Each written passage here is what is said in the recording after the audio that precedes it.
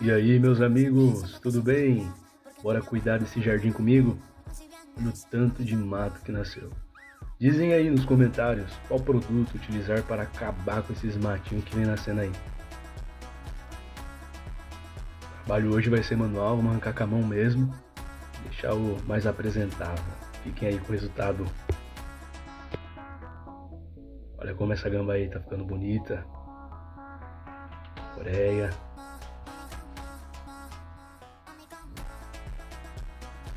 Primavera do lado, logo mais, tá florindo novamente.